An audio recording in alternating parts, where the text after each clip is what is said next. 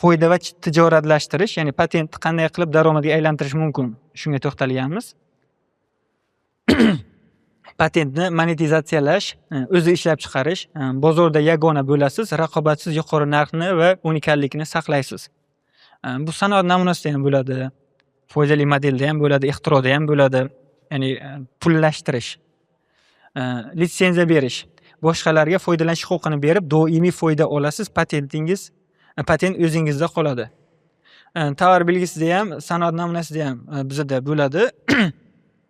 Ya'ni o'zi huquq egasi bir necha kishiga shu mahsulotni, shu tovar belgisini, shu sanoat namunasini ishlab chiqarishiga ruxsat beryapti. Va xohlasa bitta kishiga alohida nima qilib ruxsat beradi, xohlasa bir necha kishiga tovar belgisida bo'lgan, o'zi ishlatmaydi, tovar belgisi sifatida ro'yxatdan o'tkazib olgan 4 ta 5 ta viloyatdagi umuman boshqa shaxslarga litsenziya shartnoma asosida ishlatishga ruxsat bergan, kelishib olgan shartnoma. Savol bo'lib, bering. Boshqa sohada mana loyiha asosida ishlab chiqarmoqchi. Mana patentimda yana bitta hamkorlik bor. U hamkorlik litsenziya berish kerak, lekin mana ikkita hamkorlik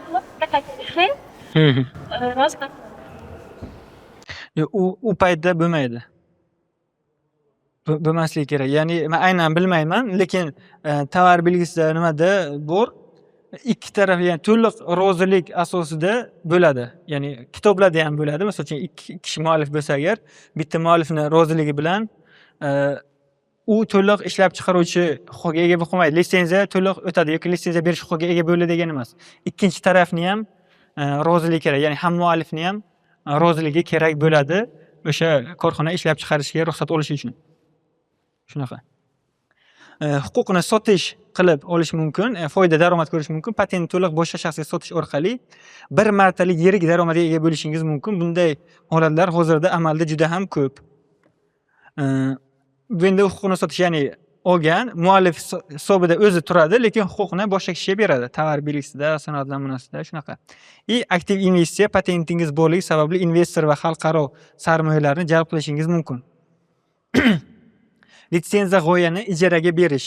Litsenziyaga alohida to'xtalamiz. Patent o'zingizda qoladi. Siz faqat foydalanish huquqini berasiz va evaziga to'lov olasiz. Ikki asosiy turi mavjud. Birinchisi eksklyuziv litsenziya. Faqat bitta hamkorlarga beriladi.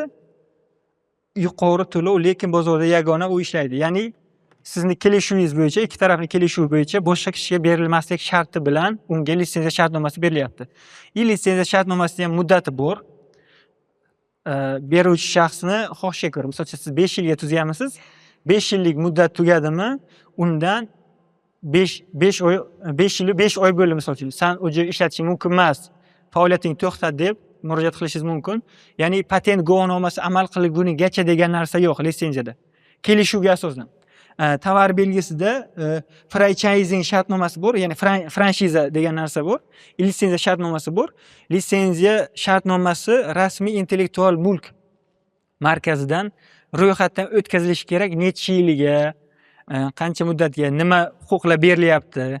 Misol uchun ishlab chiqaruvchi ikkinchi ishlab chiqaruvchini tovarlardan deyarli farq qilmaydigan darajada, sifatini tushirib yubormaydigan darajada mahsul ishlab chiqarish kerak degan talab bor. Franshiza shartnomasida esa u tijoriy shartnoma, qanaqa dizayn, qanaqa ko'rinish, nima uslugalar bor, qanaqa bo'lsa nima bo'ladi, qanaqa bo'lsa to'xtatib qo'yadi faoliyatini o'sha. Litsenziya shartnomasi necha yil muddatga berilganligi, ya'ni muddatlari litsenziyada bo'ladi. Franshiza shartnomasi tijoriy shartnoma, amal qilish muddati yoki taqiqlab qo'yish muddati litsenziyada mavjud, franshizada yo'q.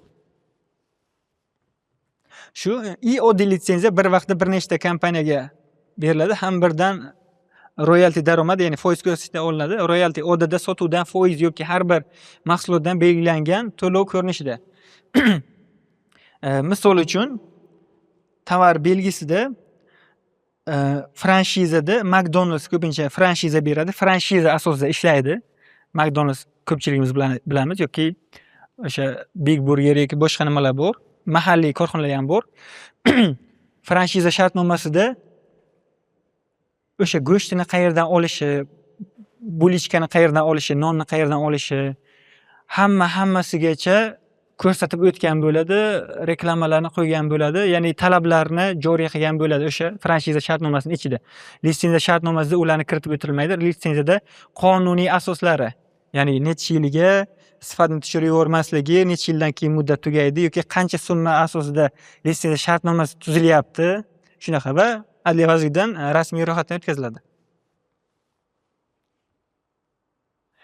Patentni o'ziga aktiv sifatida baho berganmiz. Kompaniyaning aktivi zamonaviy yirik kompaniyalar qiymatining katta qismi patent kompaniya balansiga aktiv sifatida qo'yiladi, baholanadi va kapitallashuvini oshiradi.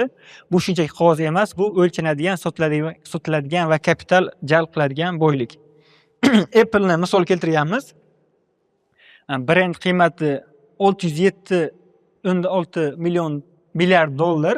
Ya'ni Apple logotipi nomini o'zi brend qiymati shuncha miqdor, bozor qiymati 3.5 trillion dollar. Ya'ni biza ishlab chiqarilgan telefonlarni, kompaniyani xodimlarini yoki ulardagi bor moddiy boyliklarni aytmayapmiz, faqatgina nomni, logotipini, kuchini aytyapmiz bozordagi brend qiymati sifatida.